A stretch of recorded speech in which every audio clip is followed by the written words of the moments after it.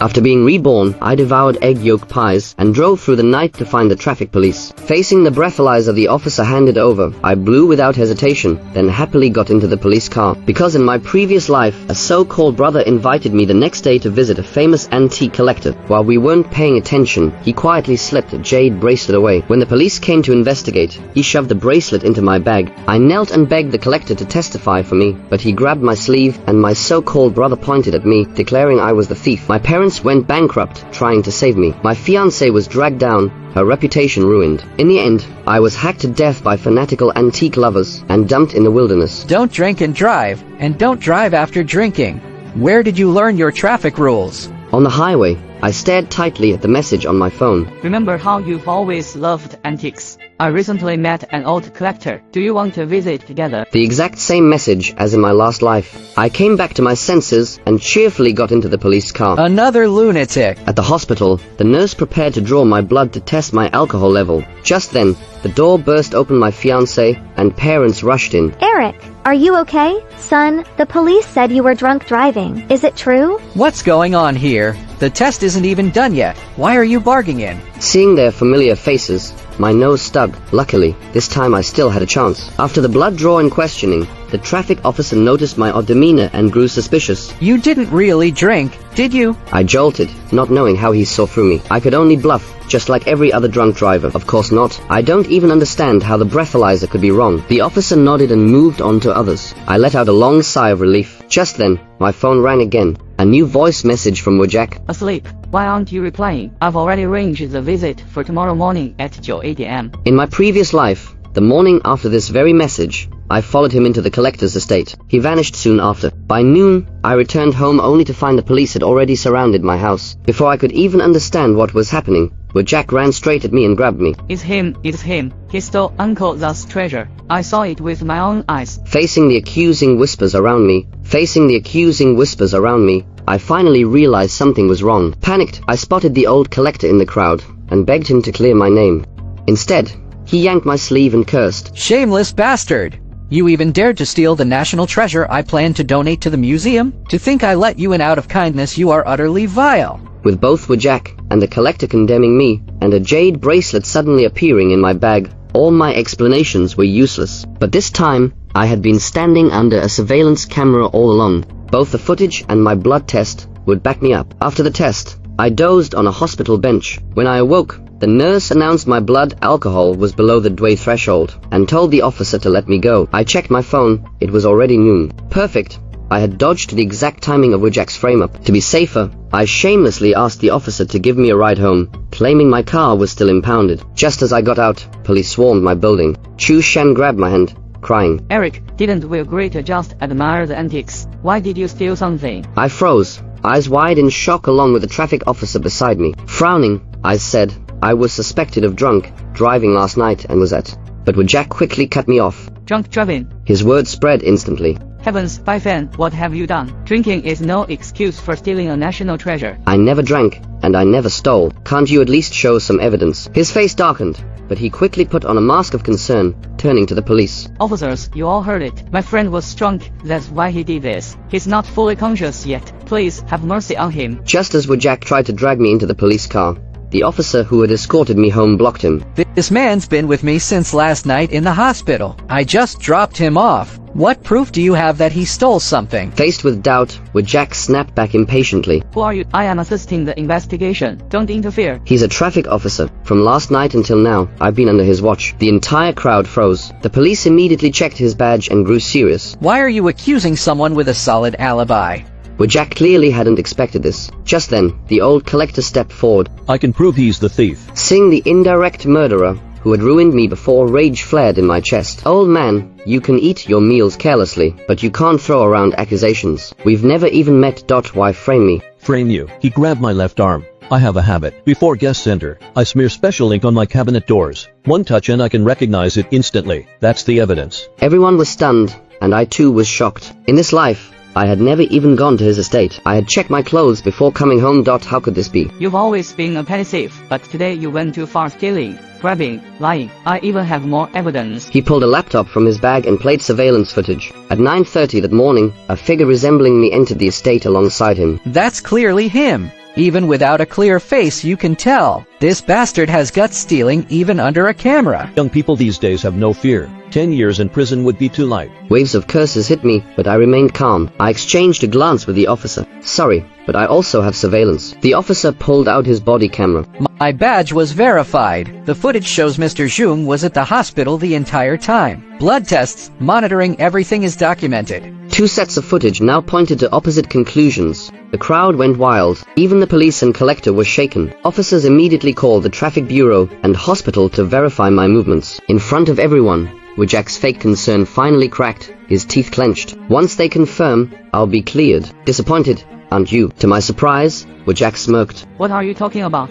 We're friends. If you're innocent, of course I'd be glad. But as soon as he finished, he lunged at me, reaching into my pocket. Officers, the treasure is on him. Quick, restrain him. Before the words left his mouth, Chu Sheng suddenly froze, staring at me in shock. You actually... Oh, what is it? Cold sweat broke out on Wojak's forehead, and the hand pressing on me didn't dare move. The old collector urged anxiously, Sheng. Didn't you say the dragon pattern jade pendant was on this thief? Hurry up and take it out. The surrounding crowd also urged him repeatedly. Take it out. What are you dawdling for? If the national treasure gets broken, neither of you will be able to take responsibility. You'll both be held accountable here. We already set up the cameras. Well, go on, take it out. Wojak's face turned deathly pale. After a brief pause, he suddenly pulled back his trembling hand. I touched the wrong spot. The jade pendant isn't on him. The police officers' faces darkened as they said to Wojak. You were the first to point out that the real thief was Eric. But now the Zeus have checked the surveillance footage and reviewed the clues. It doesn't line up at all. And Eric's pocket zipper was never even opened. How could you be so certain the pendant was inside? Wojak's eyes flickered in panic, unable to meet theirs. He stammered. I saw it with my own eyes. He hid the pendant in his pocket after stealing it. I don't know why it can't be found now. Watching his clumsy performance, twisting his brain to cover up the lie, I almost burst out laughing. The moment he grabbed me earlier, I had immediately clamped his sleeve tight with my arm. Not long after, the police contacted the hospital, and staff arrived. The very nurse who had drawn my blood last night. She studied me carefully. That's right. This gentleman stayed in the hospital the entire night and didn't leave until noon today. I even brought his blood test report. As the nurse handed over the sealed test results, the crowd erupted in shock once again. Could it be that the surveillance footage outside the zoo residence was fake? Even if the footage was fake, old Zio, you wouldn't just frame someone for no reason. Mr. Zhu is a heavyweight in the antique world, renowned everywhere. There's no way he'd lie. As they spoke, they turned their accusations back onto me again. You social scum, it must have been you bribing the hospital to forge evidence. Yes, it was you thief, behind all of this. The old collector grabbed a nearby bystander, who had come over to watch, and scolded him harshly. It must be you who hid the dragon pattern jade pendant. Where did you put my treasure? The old collector's shout left everyone present, including me, utterly stunned. The bystander's face flushed red with anger, and he snapped back without hesitation. I just happened to be passing by. How could I have stolen your treasure? Are you out of your mind? The old collector's gaze shifted to the man's sleeve, and his face turned beet red. He muttered awkwardly, "Young man, I saw you wearing red and thought you were the thief." A sudden guess popped into my head, and I cautiously probed. Could it be you have some form of blindness? The old collector nodded without hesitation. That's right, and you're also wearing red. Yan, let me see your sleeve. Nobody had expected that explanation. The atmosphere grew tense until a policeman spoke. Since the thief entered Mr. Zhu's residence together with Wojak, it's highly likely Wojak knows the real culprit. Let's take him back for questioning. But when the police called out Wojak's name, he was nowhere to be found. It turned out he had slipped away at some point. Once my name was cleared, I went to dinner with my fiancée that very night. Having endured misery and helplessness in my previous life, I cherished the happiness before me even more now. Eric, did something major happen near your place this afternoon? A colleague passing by mentioned it, but I didn't catch the details. Unexpectedly, someone at the next table overheard, and casually chimed in. What a coincidence. Your boyfriend's name is Eric too. Same as that guy on the trending list, the flashy show-off guy everyone's talking about. My fiancé looked puzzled. Trending thief? What do you mean? Haven't you checked the hot list on the short video app? There's this guy named Eric who posted a video flaunting a jade pendant. The title says $1 Million Jade Pendant Guy. He's blowing up online. My heart pounded as I rushed out with my phone, not even pausing to explain to my fiancé. I stared unblinking at the screen. Hello everyone, I'm Eric. Today I'll be showing you my newly acquired dragon pattern jade pendant. They say it was once worn by an emperor of the Tang dynasty. The man in the video had my exact face, Even his voice was indistinguishable from mine. The comment section exploded, multiplying at a geometric pace. Wow, a rich guy. To think someone could get hold of such a treasure. Didn't the police release a notice about a missing national treasure level dragon pattern jade pendant? Could this be the one? With quality like that, I'd believe it if you told me even the retired emperor had worn it. My fiancée caught up to me, and under her questioning I told her everything, how Jackson had stolen the pendant and framed me. I took a deep breath. First Jackson slipped away, and now a duplicate of me had popped up online. These things had to be connected. I needed to know what they were plotting. After a pause, I added, "No, I need to call my parents and warn them to stay safe." My fiancée hugged me, her voice gentle with reassurance. Don't be afraid. I'll be with you through this. I already persuaded your parents to go abroad for a vacation this morning. You don't need to worry about them for now. After a moment's thought, she added, "The platform's senior executive happens to be my relative. I can have him take that video down immediately, okay?"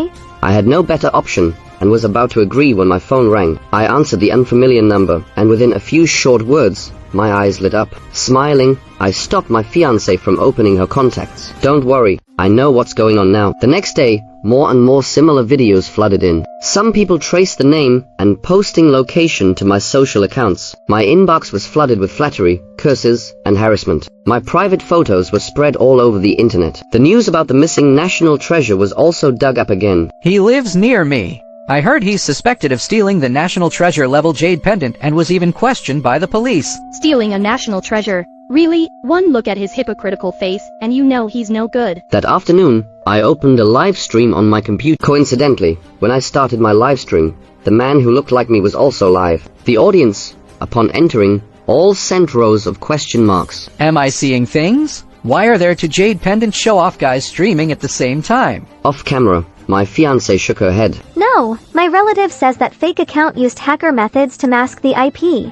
It's impossible to trace the exact location. I grunted in response, then picked up my phone and played a recording of my call with a nurse. I overheard the police talking about the case. It reminded me Jackson once came to our hospital to inquire about plastic surgery. The reference photo he brought was strange, not a celebrity, not a model, but someone who looked very much like you. Like me? Yes, he had your photo. That's why the night I drew your blood, I thought you looked familiar. I kept sneaking glances at you. That short recording less than a minute set off a storm online. Within moments, the live stream chat was flooded with speculation. Soon after, his live stream vanished, and the fake account was banned by the platform. 1 minute later, my phone rang. It was Jackson. His voice was low and sinister. Impressive, Eric. You actually managed to ruin my plan. I asked coldly, "What are you trying to achieve with all this?" He sneered. Do you really not know, or are you just pretending? Haven't you grown tired of playing the innocent White Lotus boy in front of me all these years? I don't understand what you are talking about. If you don't, then forget it. Just know this, my revenge won't end so easily. Eric, you'd better be ready. After spewing out a string of incomprehensible threats, Jackson hung up. That night, a sharp, crisp sound jolted me from sleep. I got out of bed and turned on the light. The sight before my eyes stabbed deep into my heart.